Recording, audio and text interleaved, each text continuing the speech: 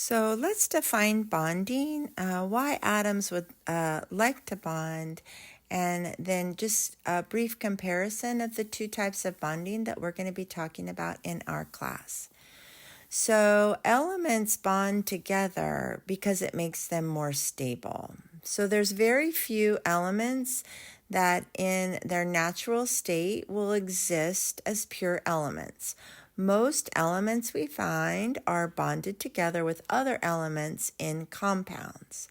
And the reason this happens is because the elements become more stable with the arrangement of bonding. So that's the why things bond, is to increase their stability. The two types of bonding we're going to talk about in class are ionic bonding and covalent bonding.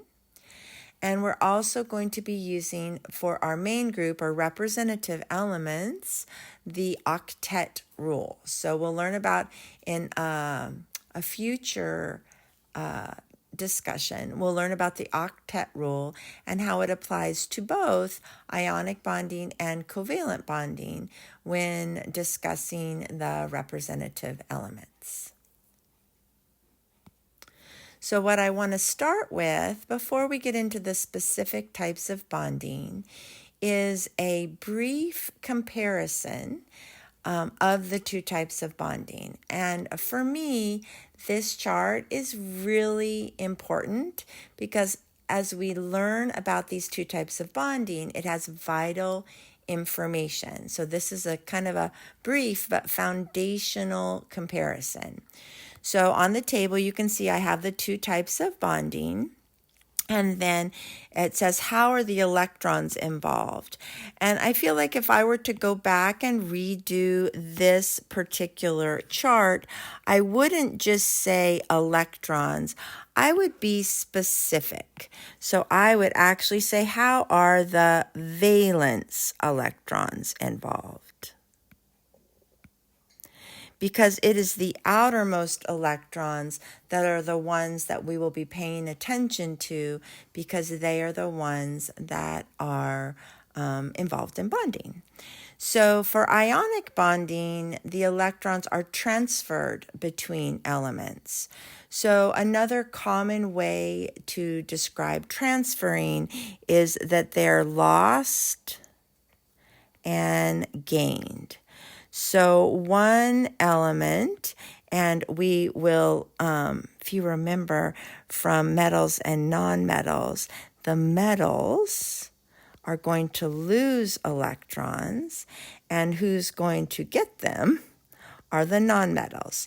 So the metals transfer electrons to the nonmetals in ionic bonding.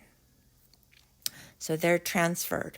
In covalent bonding, instead of the electrons moving from one element to another, the two elements coming together actually share their valence electrons.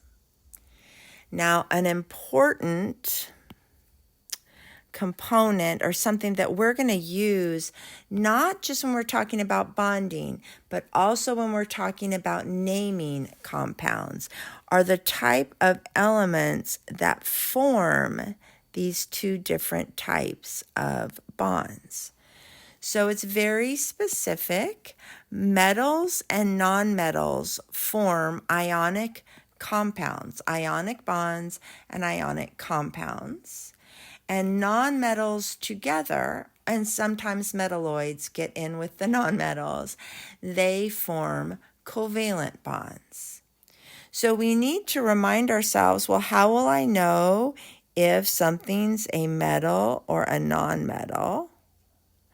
And if I do a little rough sketch of an outline of a periodic table, and we remind ourselves that there's a stair-step line there. It's not a beautiful picture, but you get the idea. That it is the nonmetals on the right-hand side and the metals on the left. hydrogen's considered a nonmetal, but actually in bonding, hydrogen sometimes acts like a metal. So it's over there. But the metals on the left and the nonmetals on the right. So that's how we'll know. We'll have our periodic table and we'll look at where the elements are. And so we'll find that metals and nonmetals come together to form ionic compounds, and nonmetals can bond to each other to form covalent compounds, or also known as molecular compounds, which we'll talk about in just a minute.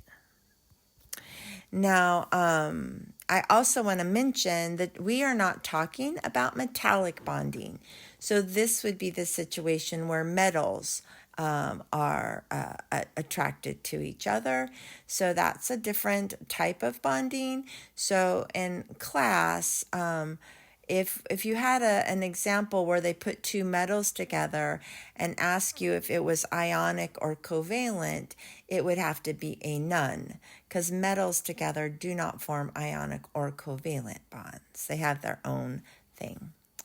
Now, on the other column, we are also going to be looking at how the type of structures these bonds form.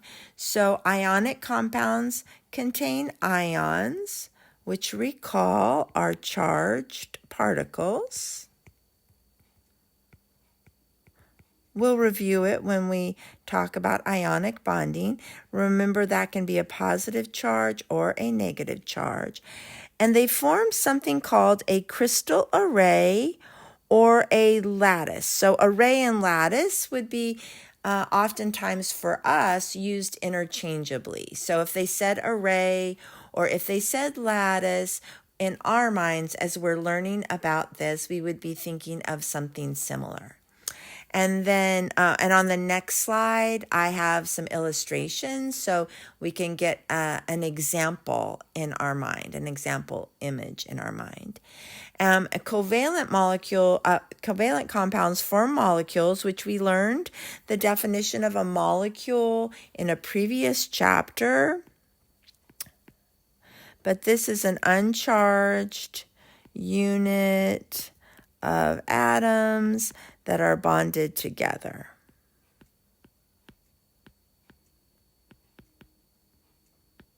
And on the next slide, along with a lattice, I have an example of a molecule. So we can kind of get in our mind what that we're talking about.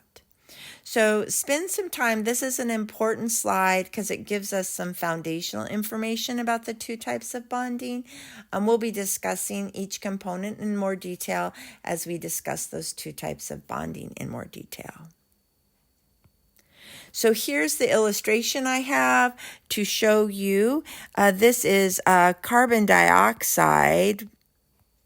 And they say it's as dry ice, but I don't know, it could be whatever. That would be solid carbon dioxide. And then I think, why would they say that? Because then wouldn't it be closer together? Anyway, I'm not going to worry about that. They're trying to illustrate a molecule. So what you notice about molecules is they are little individual units. We'll learn more about how they interact with each other in a future chapter. But these are little individual units.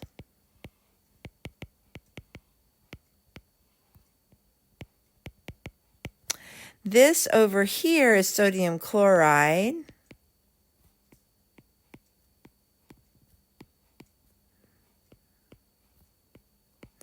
And it's a crystal array, or and I'm sorry, sometimes I give you two different words, but I don't want you as you're learning to see a different word and then feel like you're unfamiliar. So this could be called a crystal array, or if you're reading a book or looking on YouTube and they call it a crystal lattice, that's okay too. And so what we see on this is all the ions together. So the chloride are the big green ones. And then the pink ones are the sodium, so they're all the little positive ones. So in ionic compounds, because the electrons are transferred, we get ions. So there's ions there, and we know that opposite charges attract.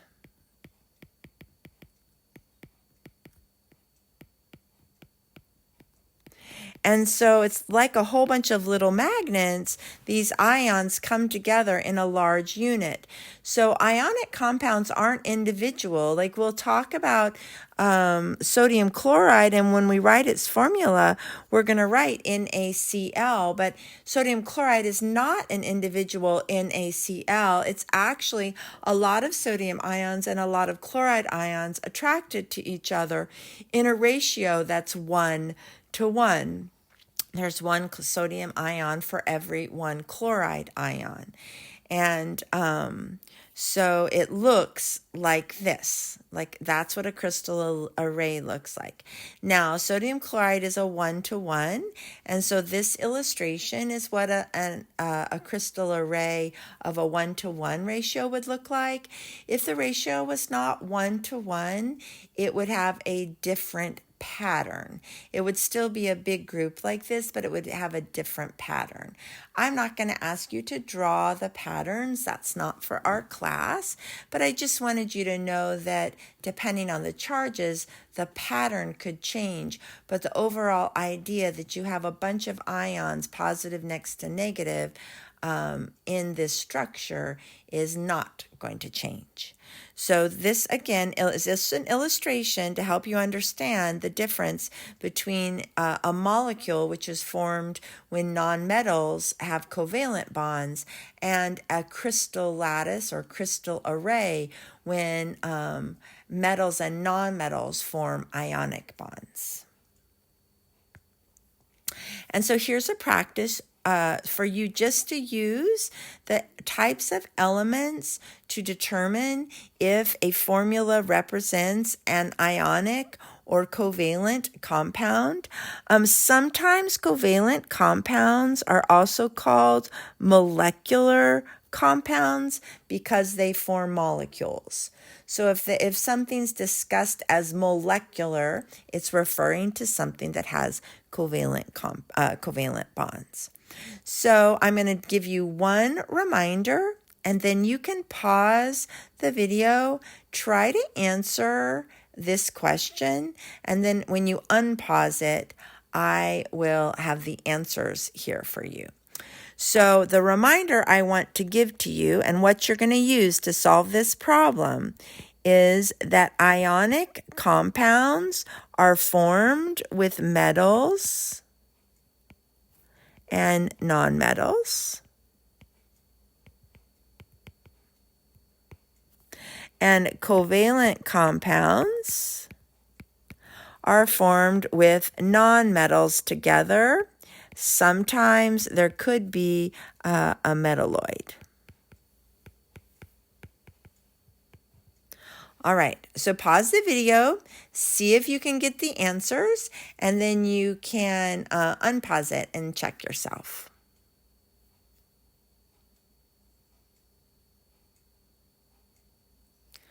All right, so the answer is carbon and oxygen are both nonmetals, so this is a covalent compound.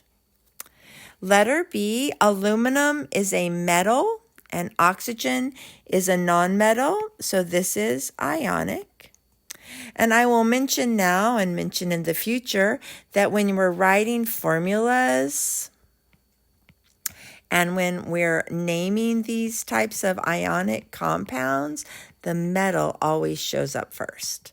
So the metal is always first. So you can be certain if you have a nonmetal as the first element that it would be something that is covalent.